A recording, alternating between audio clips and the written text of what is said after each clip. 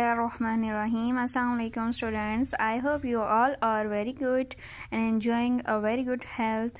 I am your Professor Kulsum Raza. So students, आज जो हमने टॉपिक डिस्कस करना है that is about the birth of modern genetics. So what is genetics?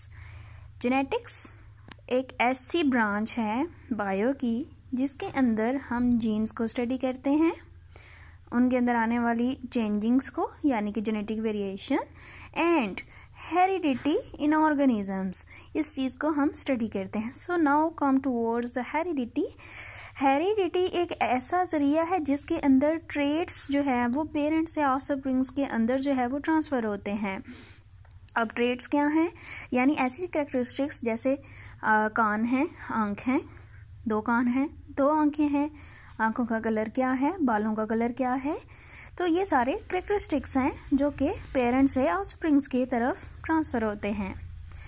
Genetics के अंदर जो बेसिकली सबसे मेजर रोल जिस इंसान ने जो है वो जेनेटिक्स की बुनियाद रखी थी वो ग्रेगर मेंडल है. स्टूडेंट्स, जैसा कि हमें पता है कि सेल जो है वो बेसिक स्ट्रक्चरल और फंक्शनल यूनिट है, ना ही सिर्फ वो एक स्ट्रक्चर है बल्कि वो एक फंक्शन भी है जिसके ज़रिए जो है वो लाइफ बेसिकली एग्जिस्ट कर रही है. अब इनहेरिटेंस क्या है? जिसके अंदर कैरेक्टरिस्टिक्स का जो है वो पेरेंट्स से ऑफस्प्रिंग्स की तरफ ट्रांसफ़र होना प्रोसेस है ये एक, और ये प्रोसेस जो है वो जिस वजह से होता है उसे हेरिडिटी बोलते हैं और इस चीज़ की स्टडी को हम जेनेटिक्स बोलते हैं. अब बात करते हैं जीन्स की. जीन्स क्या है? Unit of inheritance. जैसे सेल क्या है? यूनिट ऑफ लाइफ है, इसी तरह जीन्स जो है वो इनहेरिटेंस का यूनिट है. ये क्या करती हैं? स्टोर करती हैं इन्फॉर्मेशन को. कौन सी इन्फॉर्मेशन को? बायोलॉजिकल इन्फॉर्मेशन को. Located on the chromosome, chromosome के ऊपर होती हैं. और इसको हम ये भी कह सकते हैं कि ये डीएनए का बेसिकली एक छोटा सा स्मॉल पार्ट या सेगमेंट होता है. यहाँ पे आप देख सकते हैं कि मेल एंड फीमेल यानी जो पेरेंटल जनरेशन है उससे आगे आने वाली जनरेशन ऑफस्प्रिंग्स हैं. सन है, डॉटर है, सन है, डॉटर है. सो पेरेंट्स से जो है वो जो जेनेटिक इन्फॉर्मेशन जो है वो ऑफस्प्रिंग्स में ट्रांसफ़र होगी. इस प्रोसेस को हम क्या कहते हैं? इनहेरिटेंस कहते हैं. यहाँ पे देखें एक मैन ड्रॉ किया है. अब जैसे कि हमने बात की कि सेल क्या है? एक structural and functional unit of life है. ये इंसान पूरे का पूरा जो है वो सेल से बना हुआ है. हम इस इंसान की बॉडी से एक सेल एक्सट्रैक्ट करते हैं. अब इस सेल में आप देख सकते हैं कि ये आउटर वाली कवरिंग उसकी सेल मेम्ब्रेन है, उसके अंदर साइटोप्लाज्म है और उसके अंदर न्यूक्लियस पड़ा हुआ है.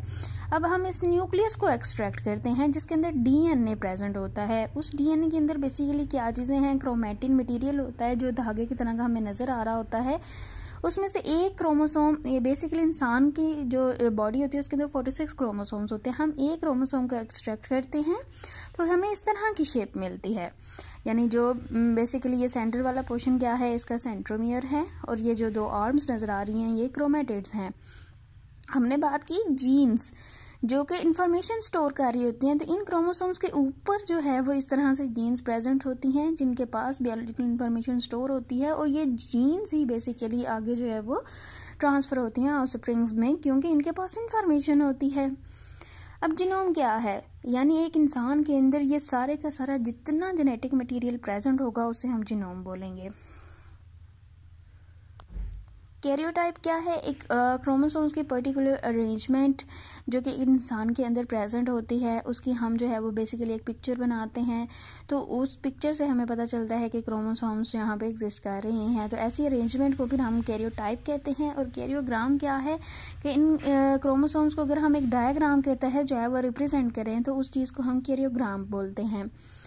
अब यहाँ पे आप एक डायग्राम देख सकते हैं. एक साइड पर मेल है और एक साइड पर फीमेल है. मेल के पास जो गैमीट है उसे हम स्पर्म बोलते हैं. फीमेल के पास जो गैमीट है उसे हम एग बोलते हैं.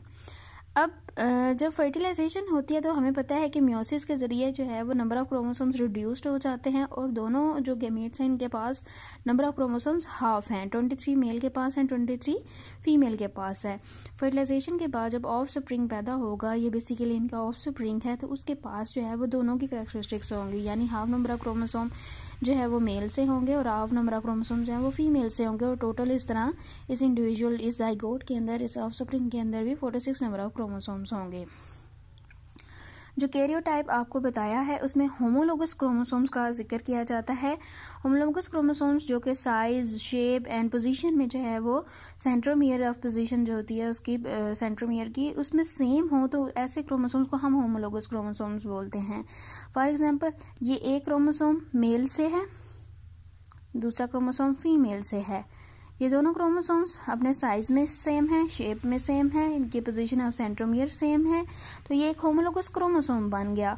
इसी तरह नेक्स्ट वाला भी एक मेल से है, दूसरा फीमेल से है, वो भी साइज और शेप में सेम है। ये अरेंजमेंट बेसिकली साइज के हिसाब से होती है। पहले जो है वो लार्जर क्रोमोसोम्स अरेंज होते हैं, फिर इस तरह से जो है वो स्मॉलर अरेंज होते जाते हैं। तो इस तरह ये हमारे पास 23 पेयर्स ऑफ क्रोमोसोम्स हैं। यहाँ तक जो 22 क्रोमोसोम्स होते हैं ये बेसिकली ऑटोसोम क्रोमोसोम्स होते हैं, बॉडी के क्रोमोसोम्स होते हैं। और ये जो 23 वाला क्रोमोसोम है ये बेसिकली सेक्स क्रोमोसोम होता है। सेक्स क्रोमोसोम जो कि आगे जो है जिसके पास जेनेटिक इन्फॉर्मेशन होती है, यानी सेक्स क्रोमोसोम बेसिकली ये वाला मेल के अंदर स्पर्म हो जाएंगे और फीमेल के अंदर जो है वो एग। इनके पास जेनेटिक इन्फॉर्मेशन कोड होती है और ये जेनेटिक इन्फॉर्मेशन फिर आगे से ऑफस्प्रिंग्स में प्रोड्यूस्ड होती है। So this is about the birth of the genetics. I hope you very well understand this topic. मज़ीद लेक्चर्स के लिए चैनल को सब्सक्राइब कर दीजिए and thank you so much for watching. अल्लाह हाफिज़।